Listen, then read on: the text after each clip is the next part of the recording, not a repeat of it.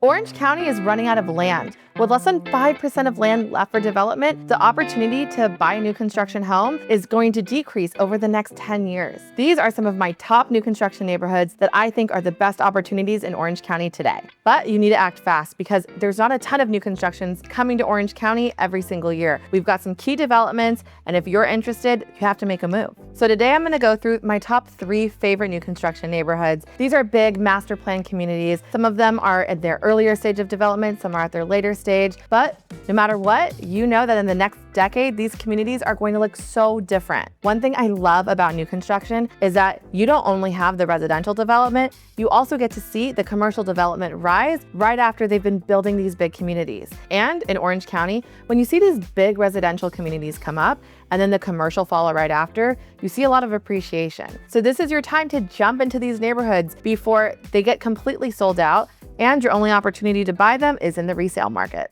First community we're going to check out today, we're looking at Tustin Legacy.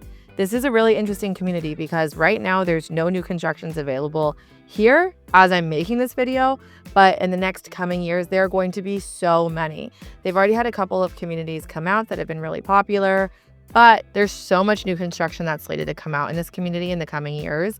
So this could be a really good community for you. Okay, today we're going to kick things off with Tustin Legacy, one of my favorite communities in all of Orange County, and not just because I spend a lot of time in Tustin, and that's where our office is located. Tustin Legacy is in a totally specific new area of Tustin, and it kind of has that Irvine-Tustin vibe. One of the reasons Tustin Legacy is one of my favorite communities is that it's right in the center of Orange County. You're bordering Irvine, you're bordering Santa Ana, you're very close to John Wayne Airport, or if you want to go to the beach, you're a lot closer than you would be if you were even in Tustin proper. Tustin Legacy feels like Irvine light. It's not technically Irvine, but you're right on the border, and a lot of the construction is similar to what you would see in Irvine with maybe a little bit more character. I think that this area of Tustin Legacy is going to be one of the most popular locations in the coming years. Tustin Legacy is 1,600 acres of land that used to be the Marine Corps Air Station. There's smaller 1,000 square foot condos, you've got 3,000 square foot single families, but overall you've got newer homes. This is a community that's been developed in the last 10, 15 years, so there's no such thing as a craftsman home in Tustin Legacy. Like I told you, this is not a community that's already developed. There's not a ton of homes that are for sale today, but at full build out, this is going to be over 4,400 homes. Tustin Legacy is going to have over 130 acres of parks and open space. There's already some beautiful parks that they have today. Tustin Legacy is the perfect spot for commuters. A lot of people work in Irvine, Newport Beach. Even if you're in LA, you're right in the middle of everything. Easier access to LA if you were in South County, but you can also take side streets to Irvine or Newport Beach. But if you don't want to take side streets, you have really easy access to the 5, the 55, and the 405, all within 1 or 2 miles.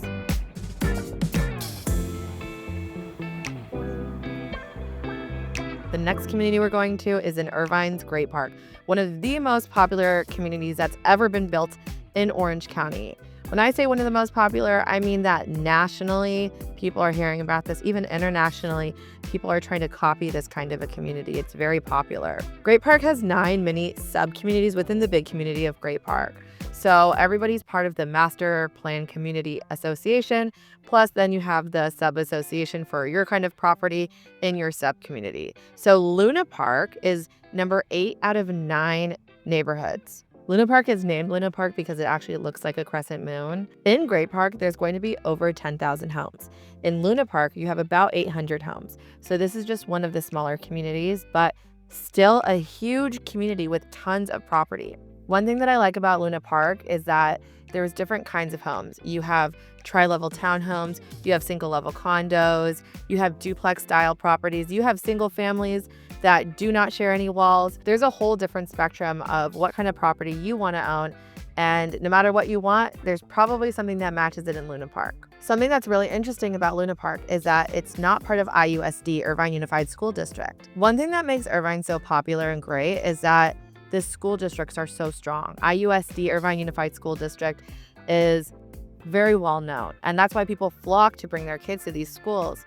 But Luna Park is actually going to the Lake Forest School District Saddleback. So the students there will not be part of IUSD, which is kind of controversial. Some parents feel they want their kids to go to IUSD and be part of that Irvine Unified School District, while other parents are kind of excited because Saddleback is probably less impacted than IUSD, And now you'll get a range of Irvine parents sending their kids to this school, and who knows what's going to happen with that school district now.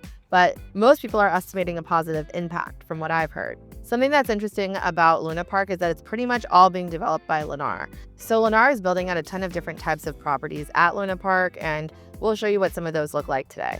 So this is Luna Park. We're in the sub-community. It's one of 9 communities within Great Park. And within Luna Park today, as I'm making this video, there's 12 different communities with different types of homes. Each of these communities has different kinds of models. Let's talk about Mona. That's one of the most popular ones. Mona, for example, has tri-level 4 bedrooms, but then they also have 2 levels where you walk in on the kitchen level, and then upstairs are all the bedrooms. They are attached by the sides, but that's one of the sub-communities of Luna Park. There's 4 more communities coming to Luna Park, all surrounding the actual main park here. So you do have some time if this is a development you're interested in, but the key is to get on the list as soon as possible.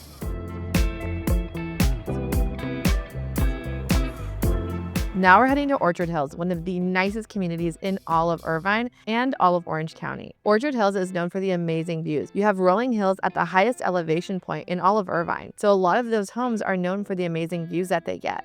And on the best days, you can actually get views of Catalina Island and the rest of Orange County, depending on where your home is at, in Orchard Hills. Now there's a new community. This is the last community coming to Orchard Hills.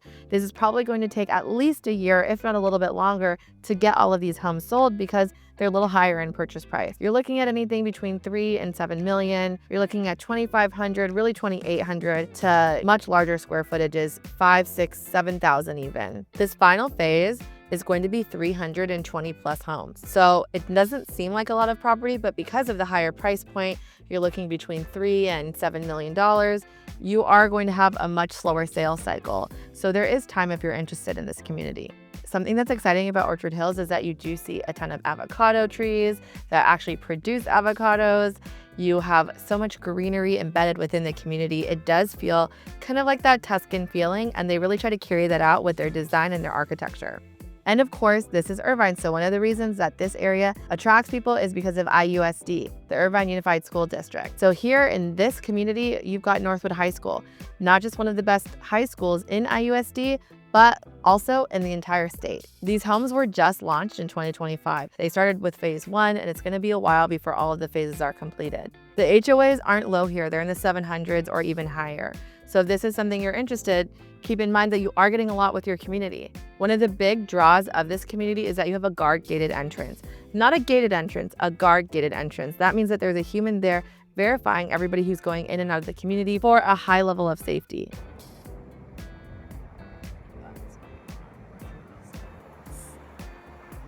We're at Crestview by Shea Homes. It's one of the 3 builders at the summit at Orchard Hills, and Crestview is the least expensive of all of the 3 communities. Early stage pricing for phase 1 was in the really high 2.9 and change, but really what we're seeing is like the $3.5, $4 million homes over here.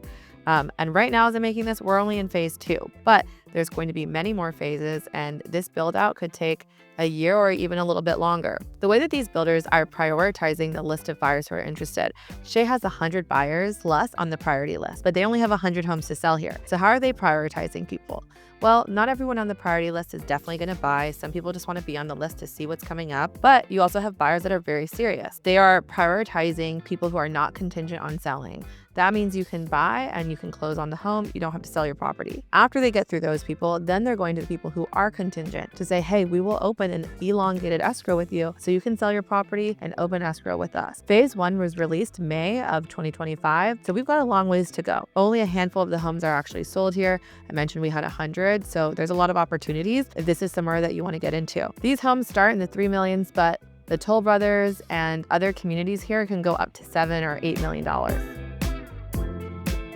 Now that you've explored 3 of Orange County's best new construction neighborhoods, let me know what you think. I think that there's something different for everyone out there, whether you want a small starter condo under $1 million or you want that big mansion for $7 million in Orchard Hills. Orange County's got something for everyone. There's a lot of different factors when it comes to new construction. Sometimes it's how much land you have. Sometimes it's the amenities in the community. Sometimes you don't want to pay Melrose where you're paying property taxes of around 1.8%. But no matter how you look at it in Orange County, there's something out there for you. Orange County is such a huge, diverse county with so many different options. And I've only gone through the top of the list. I still have probably another dozen new constructions that I would call pretty solid deals in Orange County. If you are interested in seeing the full list of new constructions in Orange County, you can always DM me, email me, text me, and we'll send you our internal list that we use for our agents at Reframe that keep track of all of the new constructions and the best opportunities in Orange County. The last thing I want to say to you guys is that when you're looking at new constructions in Orange County, you really have to be aware that you can get a deal. Yes, Orange County is a busy place. There's a lot of buyers, high demand, and a generally low supply, even when it comes to new constructions. But when the market's a little bit turbulent, it doesn't mean you can't negotiate with new construction builders. Finding an agent who has the relationship with the new construction builders is always going to be a helpful option for you because they're going to find out about the deals before they come on the market. In 2024, I bought a new construction townhouse. It's a rental, but what happened is we have a great relationship with one of the builders. They brought us the deal before it hit the market, and I said I was going to jump on it first. If you're interested in getting a deal on a new construction, keep in mind that what you see isn't all that's on the table. You can always negotiate for more credits, better upgrades, and we've even had a buyer negotiate where the property is on the lot, which means they moved. And we've even had new construction buyers put in crazy requests, and sometimes the builders will accept it. New construction is all about finding a property that's the right deal for you. And just because they're advertising something doesn't mean that that's the only thing on the table. Like I said, you can always negotiate a deal for a new construction, but there's limited options left because we've only got 5% of land that's able to be developed in Orange County. So what did you guys think? Do you like these 3 new construction neighborhoods? There's so many more I would love to talk about, but we're gonna start here. Oh, and hey, before you go to the video that I've linked for you on the screen, it's going to give you all of the information about what's coming to Orange County in this next year. And trust me, even I was shocked when I was pulling the research for this video. Happy house hunting.